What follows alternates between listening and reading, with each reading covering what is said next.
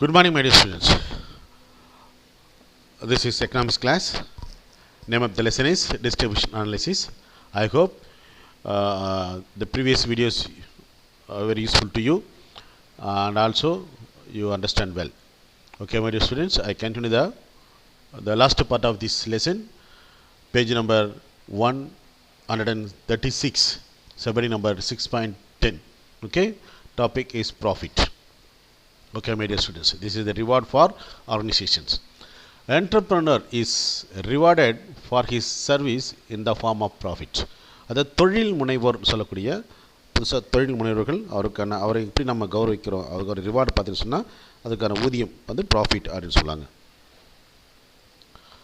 Okay, so profit is the main aim for the entrepreneur. So meaning of profit. So meaning of profit வந்து profit is a return to the entrepreneur for the use of his entrepreneurial ability.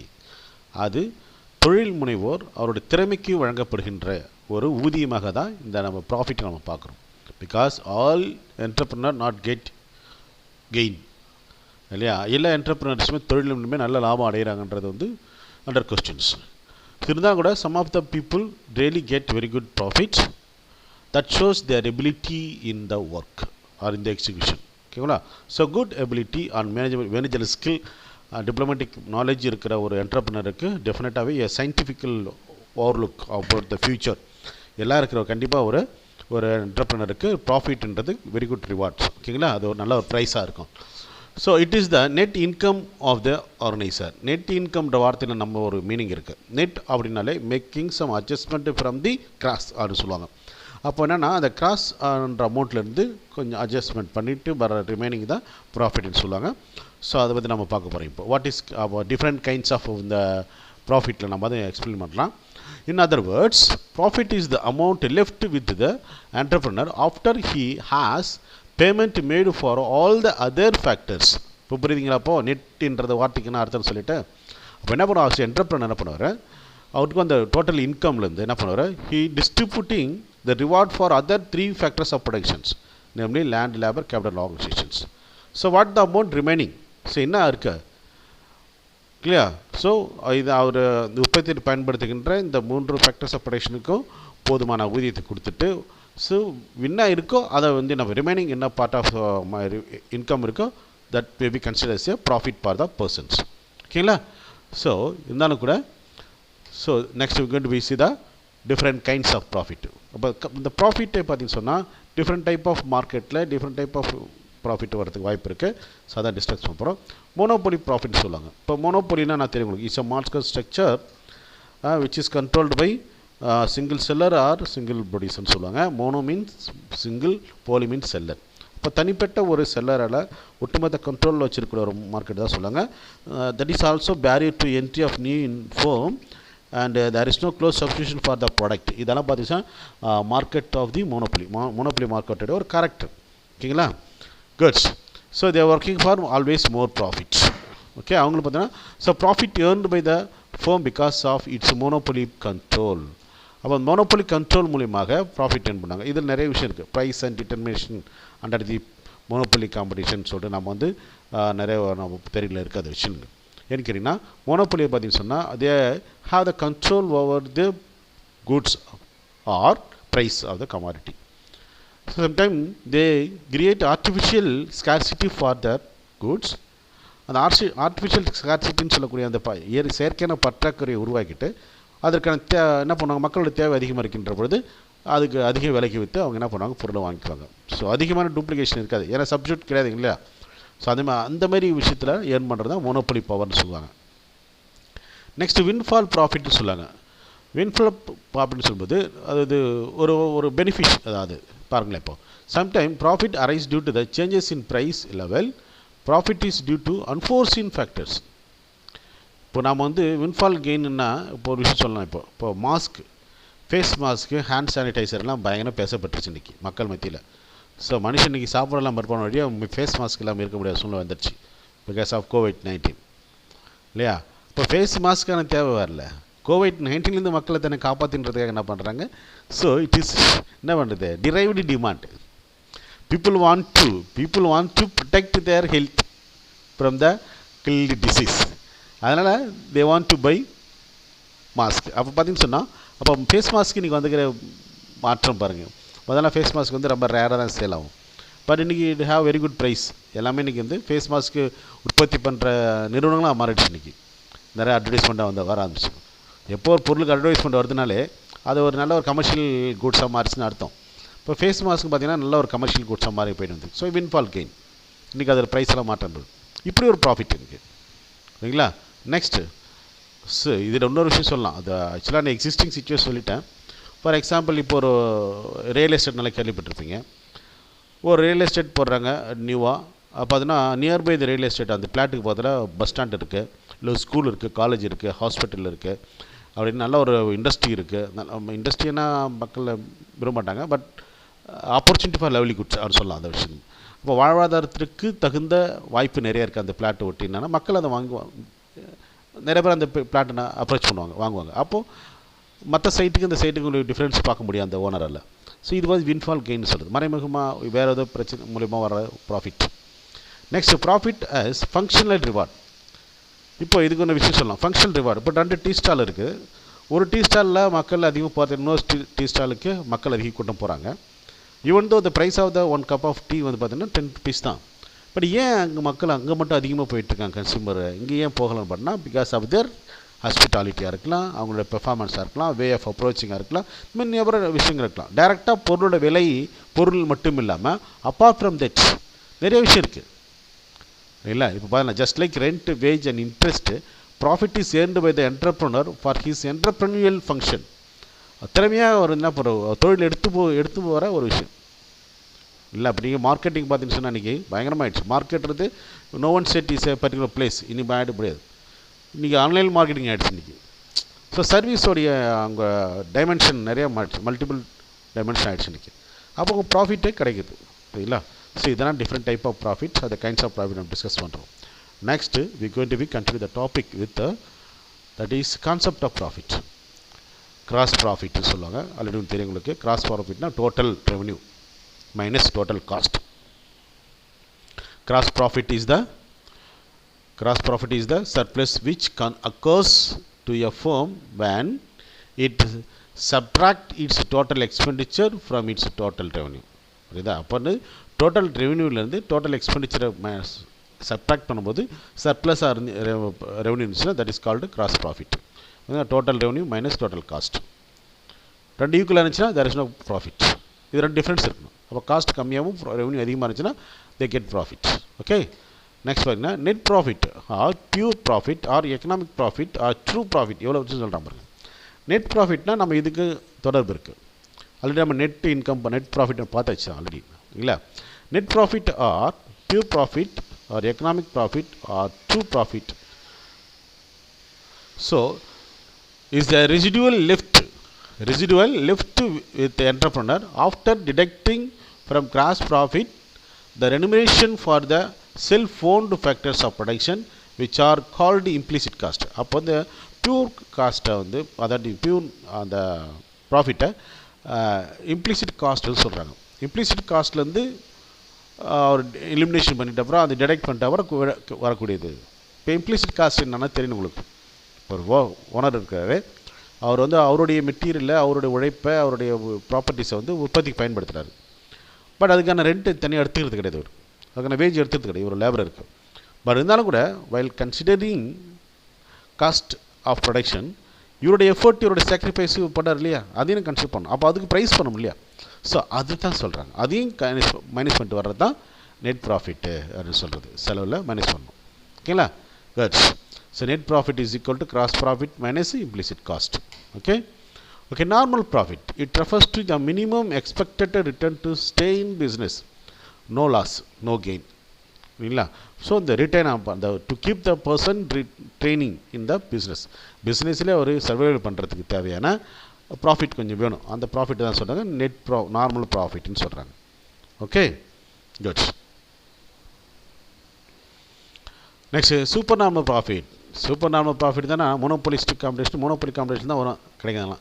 Super normal profit or over the above the normal profit. Normal ப்ராஃபிட்டுக்கு மேலே கிடைக்கிற ஒரு profit தான் super normal. Okay my dear students, super normal profit or over and above the normal profits அப்படின்னு சொல்லக்கூடியதான் super normal ப்ராஃபிட்னு சொல்கிறாங்க. Okay, super normal profit is equal to actual profit minus normal profit. Good. So next பாருங்க, இப்போது theories, different theories of profit நம்ம இந்த continue பண்ண போகிறோம் நம்ம. Okay, so there are 4 theories இருக்குங்க பார்க்கணும். ஒன் யூஸ் பார்த்தீங்கன்னா dynamic theory of profit, innovation theory of profit, risk bearing theory of profit and uncertainty bearing theory of profit சொல்லிட்டு 4 theory of profit நம்ம இந்த லெசனில் இருக்க நம்ம பார்க்க போகிறோம் நம்ம. ஓகேங்களா, ஆக்சுவலாக this is the last part of this lesson. Okay, first dynamic theory of profit. Dynamic அப்படின்னு சொல்லக்கூடிய விஷயங்கள், டைனமிக் என்னென்ன சேஞ்ச், ஸோ அந்த மாற்றத்தின் அடிப்படையில் ஏற்படுகின்ற ஒரு விளைவு அப்படின்னு சொல்லுவாங்க. அப்போ என்ன கிளர்க்கு இந்த okay my dear student, I want insist again especially இந்த லெசனில் ஒரு பியூட்டி என்ன பார்த்தீங்கன்னு சொன்னால் நம்பர் ஆஃப் தேரிஸ் இருக்கும். Number of profit, interest, wage அப்படின்னு சொல்லிட்டு நிறைய ரெண்ட் எல்லா தேரிக்கும் இருக்கும். அந்த தேரிக்கும் ஒவ்வொரு தேரியும் ஒரு எக்கனாமிக்ஸோடைய பேர் இருக்கும் கூடவே. ஓகேங்களா, அந்த எக்கனாமிக்ஸோட பேர் வந்து கேட்குறதுக்கு நிறைய வாய்ப்பு இருக்குது. ஓகேங்களா, அதனால் 1 மார்க்கில் ரொம்ப கேர்ஃபுல்லாக இந்த லெசனை படிங்க. ஓகே மை டியர் ஸ்டூடெண்ட்ஸ், இப்போ பார்த்தீங்கன்னு சொன்னால் dynamic theory of profit is given by JB Clark in 1900.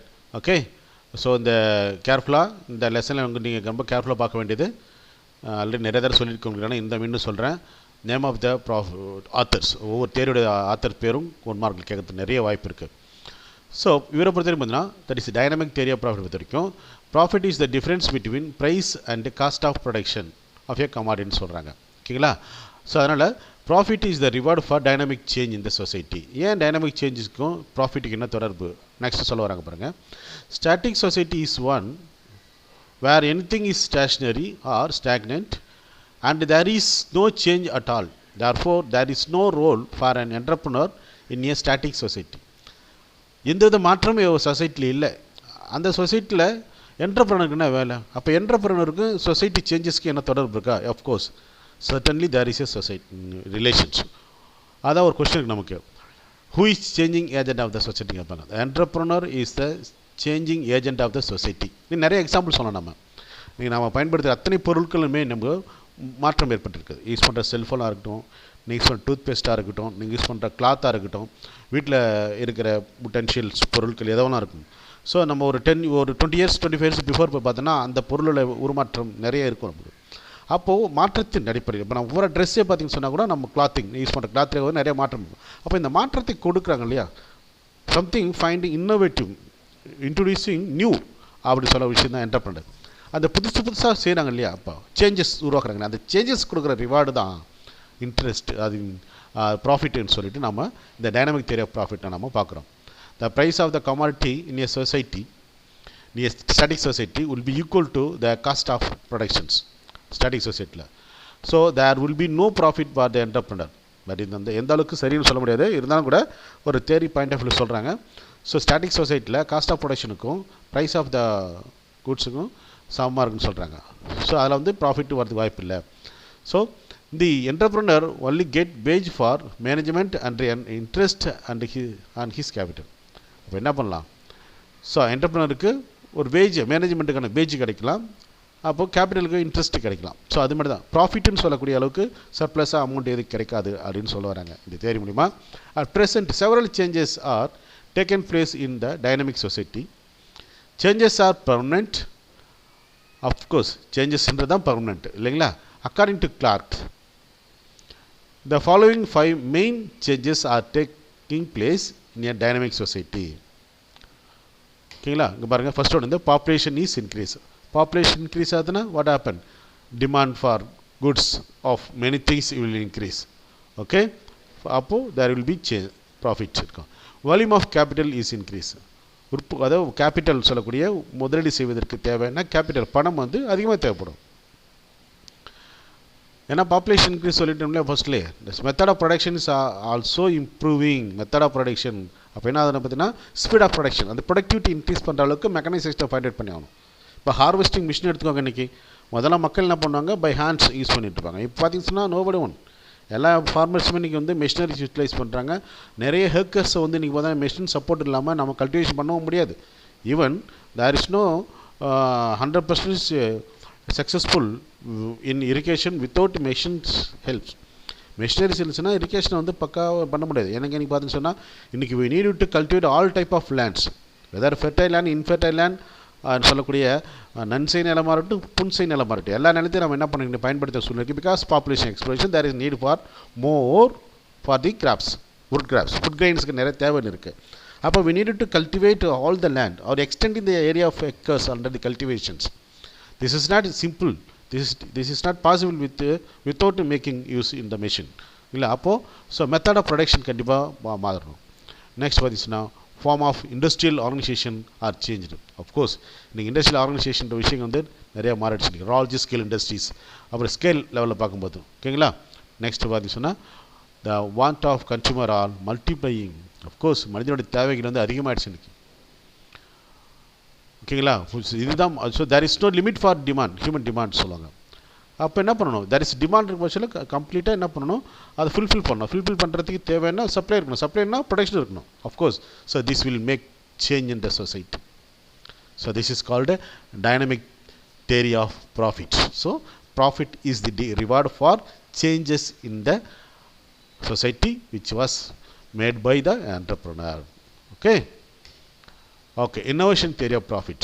இதெல்லாம் தெரியும். இந்த ஃபங்க்ஷன்ஸ் ஆஃப் என்டர்பிரனர்ல நம்ம என்ன பண்ணியிருப்போம், innovation, making innovations. Innovation theory of profit was propounded by Joseph Schumpeter. நீங்கள் கண்டிப்பாக இது நிறைய விஷயம் கேட்பாங்க. அந்த ஸ்கம்பீட்டர் an entrepreneur is not only an undertaker of a business but also an innovator in the process of production. அப்போ ஒரு entrepreneur வந்து பொருளை உற்பத்தி செய்து விற்பவர் அவர் மட்டும் இல்லை, சமூகத்தை மாற்றத்தை, அதாவது அந்த உற்பத்தி முறையில் பல்வேறு மாற்றங்களை ஏற்படுத்துவது. இப்போ செல்ஃபோன், நீங்கள் அஃப்கோர்ஸ் எல்லா கையிலும் நீங்கள் செல்ஃபோன் தான் இருக்குது, நீங்கள் பார்த்துட்டு தான் இருப்பீங்க. இப்போ நீங்கள் கையில் வச்சுருக்க செல்ஃபோன் வந்து ஒரு 15 years பிஃபோர் பார்த்தீங்கன்னா ஒரு செங்கல் மாரி இருக்கும், நல்லா பெருசாக. இல்லை smart phone, first of smart phone கிடையாது, எல்லாமே டச் கீபேட் இருக்கும். அந்த அக்சசிபிலிட்டின்னு பார்த்தீங்கன்னு சொன்னால் கிடையாது. இன்றைக்கி இன்டர்நெட் அக்சஸிலிடம் பார்த்தீங்கன்னா அன்றைக்கி கிடையாது. நீங்கள் என்ன பண்ணுறீங்க, நம்ம with help of the internet access, நீங்கள் கூகுள் பார்க்குறீங்க, ஃபேஸ்புக் பார்க்குறீங்க, வாட்ஸ்அப் பண்ணுறீங்க. இன்றைக்கி கம்யூனிகேஷன் ரொம்ப ஈஸியாகிடுச்சு with help of the device. இதே கம்யூனிகேஷன் நடந்துச்சா, பட் முதல்ல பார்த்தீங்கன்னா ஒன்று வெர்பல்ஸ், வேர்ட்ஸ் மட்டும் தான் போகும். இன்றைக்கி பிக்சர் அனுப்புகிறீங்க, இந்த மாரி வீடியோ கன்வெர்ட் பண்ண முடியுது. ஸோ இந்தமாரி விஷயம்லாம் பார்த்தீங்கன்னா அந்த செல்ஃபோனில் ஏற்படுத்தின மாற்றம், செல்ஃபோனில் ஏற்படுத்த மாற்றம், innovation. Who made the innovation? The entrepreneur is the responsible person to happen the innovation in the particular commodity goods. இன்றைக்கி ரைஸ் குக்கர் பார்க்குறேன், இன்றைக்கி டைம் மென்ஷன்மெண்ட் ரைஸ் குக்கர், ஓவன்ஸ் பார்க்குறேன்.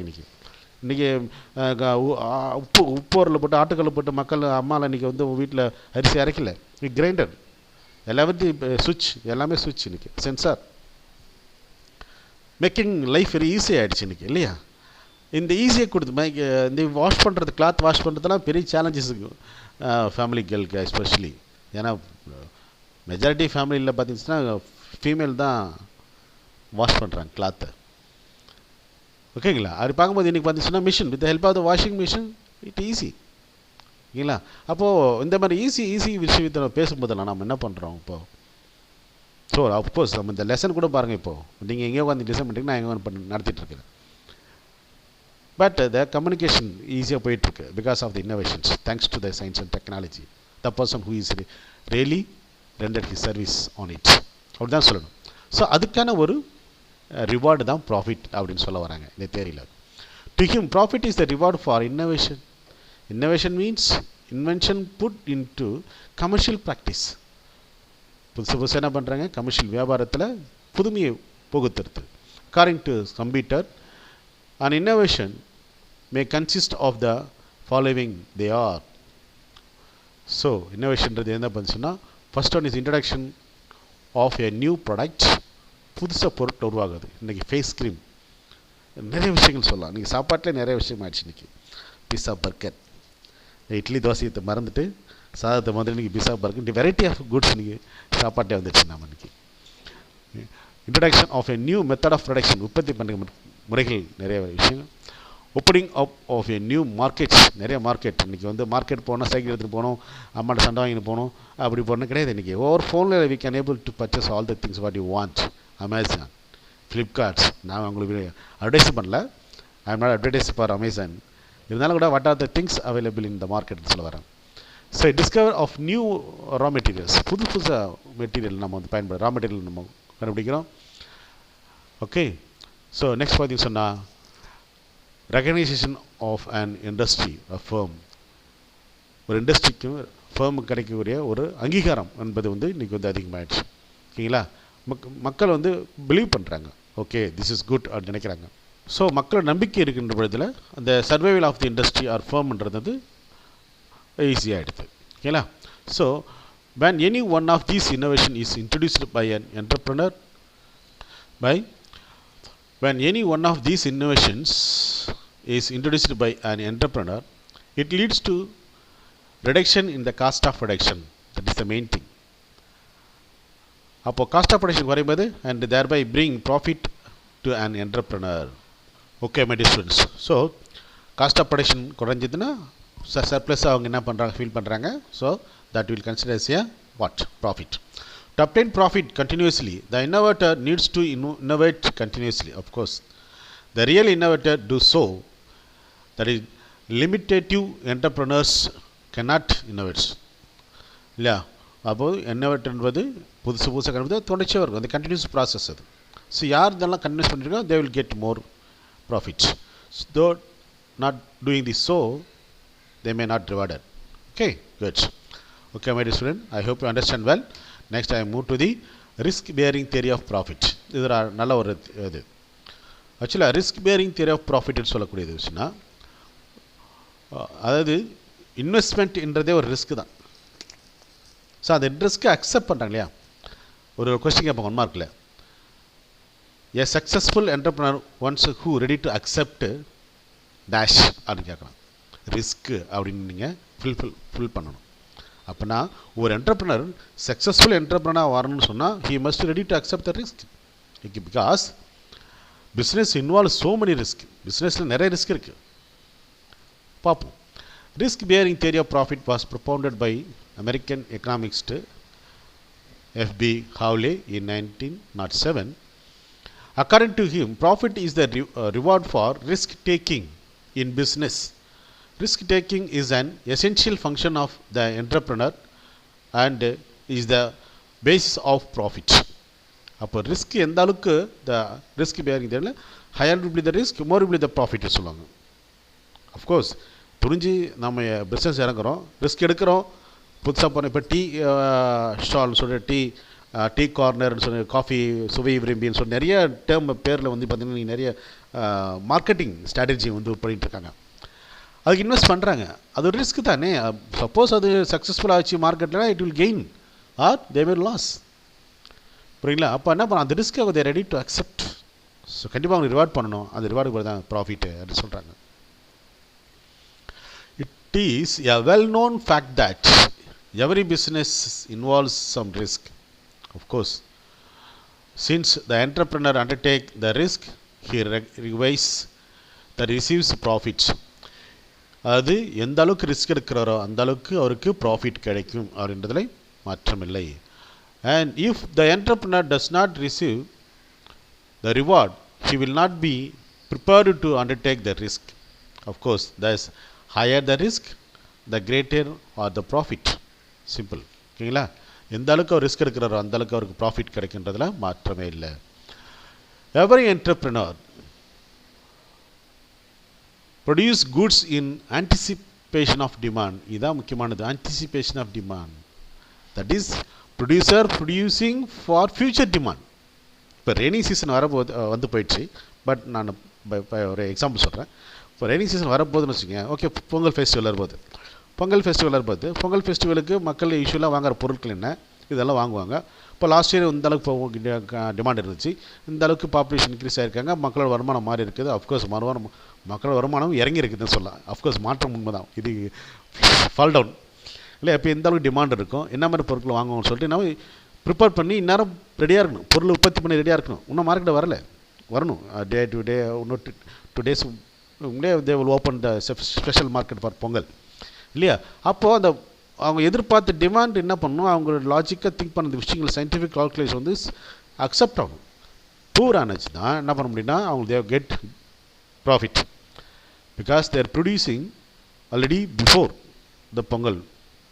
With 1 year before or 2 year before they planned to produce for present Pongal. இல்லை அப்போ அந்த பொங்கலில் அவங்க எதிர்பார்த்த பிளான் அந்த ஹைபாத்திசிஸ் சொல்லக்கூடிய அவங்க விஷயம் வந்து சக்ஸஸ்ஃபுல் ஆகணும். பட் ஆகலாம் they will feel loss. So அந்த ரிஸ்க் தானே அது, ஆன்டிசிபேஷன் ஆஃப் டிமாண்ட், அந்த ரிஸ்க் தானே, அதுக்கான ப்ராஃபிட்டு அப்படின்னு சொல்கிறாங்க. ரிவார்டு தான் ப்ராஃபிட்னு சொல்கிறாங்க. நெக்ஸ்ட் பார்க்கும்போது if his anticipation of demand is correct then there will be profit, and if it is incorrect, what will happen? You know very well. It is the profit that induced the entrepreneur to undertake such risk. So அந்த ரிஸ்கில் வர profit வந்து okay இருந்துச்சுன்னா அதுதான் இன்டியூஸ்னா தூண்டுதல், அந்த என்டர்பிரனரை தூண்டுதும் எப்படின்னா to continue the business. Okay, this is something of the risk bearing theory of profit. Next, interest one, uncertainty bearing theory of interest or profit. Sorry, profit and interest na sorry, profit. Uncertainty bearing theory of profit. Uncertainty theory was propounded by American economist Frank H. Knight. To him, profit is the reward for uncertainty bearing. He distinguished between insurable and non-insurable risk. Okay, risk அப்படின்றது உங்களுக்கு தெரியும். உங்களுக்கு of course business ஆகக்கூடிய சில மாற்றங்கள் இல்லையா, அதில் பார்த்தீங்கன்னு சொன்னால் ஒரு சில ரிஸ்கெல்லாம் வி கேன் ஏபிள் டு பேர், ஏன்னா அதை நம்ம இன்ஷூர் பண்ணி வச்சுருப்போம். அன்எக்ஸ்பெக்டட் ஒரு சில ரிஸ்க் வரும். இப்போ COVID-19 வந்துன்னா இது அன்எக்ஸ்பெக்டட் ரிஸ்க் இது. பிகாஸ் இன்னைக்கு ஹோட்டல்லாம் க்ளோஸ் பண்ணிட்டாங்க, டிரான்ஸ்போர்ட் எல்லாம் துருப்பிடிச்சு போச்சு, எல்லா மெக்கானிசமும். அதாவது எல்லா பஸ்ஸும் வாரம் எடுத்துட்டாங்க, எல்லா வேன் வாரம் எடுத்துட்டாங்க. ஸ்கூலில் எல்லா பென்சிலும் டஸ்ட்டு படைஞ்சிடுச்சு. அஃப்கோர்ஸ் தே ஸ்டார்டட், இருந்தாலும் கூட நிறைய பிஸ்னஸ் இன்றைக்கி முடங்கிடுச்சு. இன்றைக்கி இந்த லாஸை வந்து இன்சூர் பண்ணியிருக்க முடியாது. இதுதான் அன்ஃபோர்ஸின் ரிஸ்க். புரியுங்களா? இது ஒரு ரிஸ்க், அன்சர்டன்டி ரிஸ்க். இதுவும் என்ன பண்ணோம், தே மஸ்ட் ஹோல்ட், இதையும் தாங்கணும், ஃபர்தராக கண்டினியூ பண்ணணும். இப்போ பிஸ்னஸ் கண்டினியூ பண்ணணும். இப்போ டிரான்ஸ்போர்ட் நடக்கணும், ஹோட்டல்ஸு பார்க்கணும், cinema theatres still they are not open இல்லைங்களா. இந்த மாதிரி நான் சில விஷயங்கள் இருக்குது. இது மாதிரி தான் uncertain.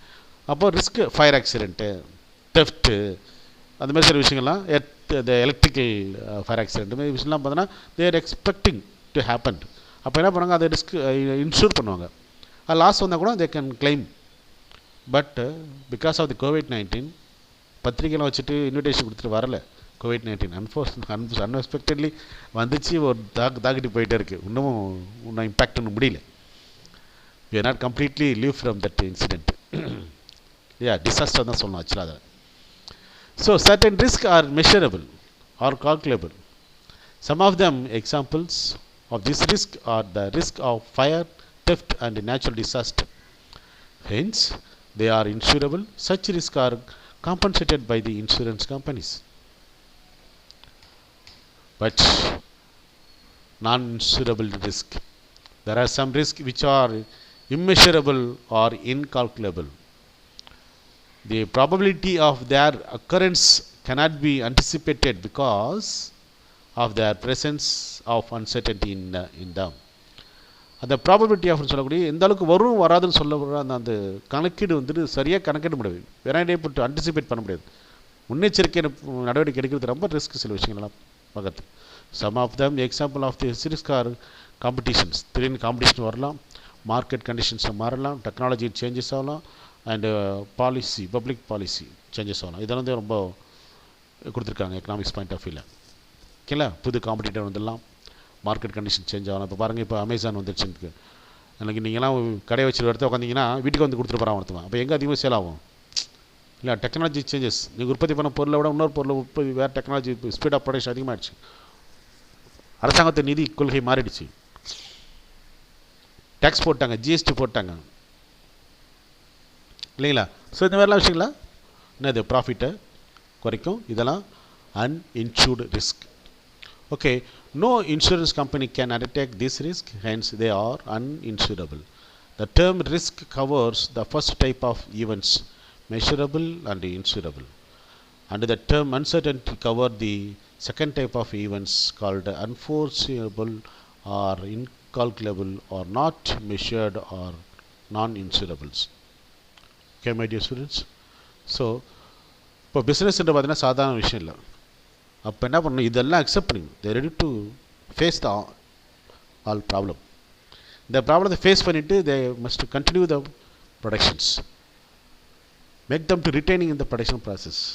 We must praise for them. That is called profit. According to Knight, profit does not arise on account of risk taking, because of the entrepreneur can argue himself against a risk by taking a suitable insurance policy.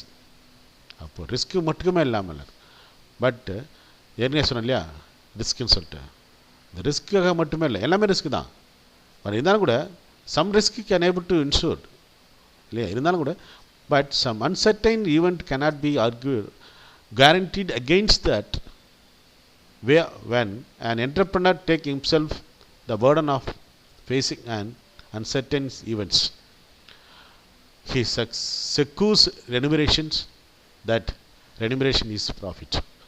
அப்போ எதிர்பார்க்காம சில சூழ்நிலை இருக்குது, சாதகமற்ற சூழ்நிலை வரும், அதையும் face பண்ணி ஒருத்தர் வந்து என்டர்பிரனர் ஒருத்தர் அது கன்செப்ட் பண்ணுறான்னு சொன்னால் அவருக்கு கிடைக்கக்கூடிய ஒரு ரெனுமரேஷன் தான், ஒரு ஊதியம் தான் ப்ராஃபிட்னு சொல்கிறாங்க.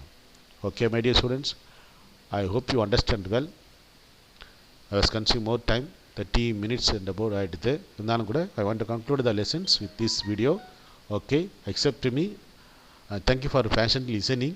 I reached the conclusion part of this lesson. Hopefully I finished the 6th lesson. Okay, so far we completed what, 7 lessons, I think so. Good. In this chapter, the determination of how the price of various factors of production are discussed, namely land, labor, capital and organization have been discussed. In short, all the theories are related to pricing of factor of productions of productions. Okay, the factor of production 2 times வந்துருச்சு, don't mistake. ஓகேங்களா. So இந்த எல்லா தேரியும் பார்த்தீங்கன்னு சொன்னால் factors of உற்பத்திக்காரங்களுக்கு தேவையான ஊதியத்தை எப்படி தீர்மானிக்கின்றது என்பதை பற்றி நம்ம பேசிகிட்டு இருக்கோம். However, it is needed to be understood that no theory can completely comprehend everything. The reality will always be more complicated than what the theories could predict or presume. So far நிறைய தேரி இருந்தாலும் கூட கம்ப்ளீட்டாக அந்த விஷயத்தை சொல்லக்கூடிய அளவுக்கு தேரி எதுவுமே இல்லை அப்படின்னு சொல்கிறாங்க. Theories are only guidelines. Of course, economics சொல்லுவாங்க, there is no ready-made solution in economics for economic problem. எக்கனாமிக்ஸில் எல்லா விஷயத்தையும் பேசுகிறாங்களே, அதில் ஏன்னா solution no, there is no ready-made solution. you make the economic point of view and use the things for suitable situations. அதான் சொல்லுவாங்க. Theories are only guidelines தான். They cannot predict with 100% perfections. However, the scientific studies attempt to enhance the degree of perfections. இருந்தாலும் கூட அறிவியல் கண்ணோட்டத்தோடு, ஒரு நீண்ட நிறைய அறிவியல் கண்ணோட்டத்தோடு பார்க்கக்கூடிய எடுக்கக்கூடிய சில விஷயங்கள் பொருளாதாரத்தில் பல பிரச்சனைகளுக்கு தீர்வாக அமையும் என்று சொல்கிறாங்க. ஓகேங்களா. Okay my dear students, I hope you understand well. I complete the 6th lesson. Actually, I want to complete all the lessons within this month. I need your extended cooperation. I hope you all see the listening the video. Don't forget to see the video completely. Don't see the video for just a name shake. Take patiently, sit in a place, take the book, listening the video with all enthusiasm. Okay, good. Have a nice day.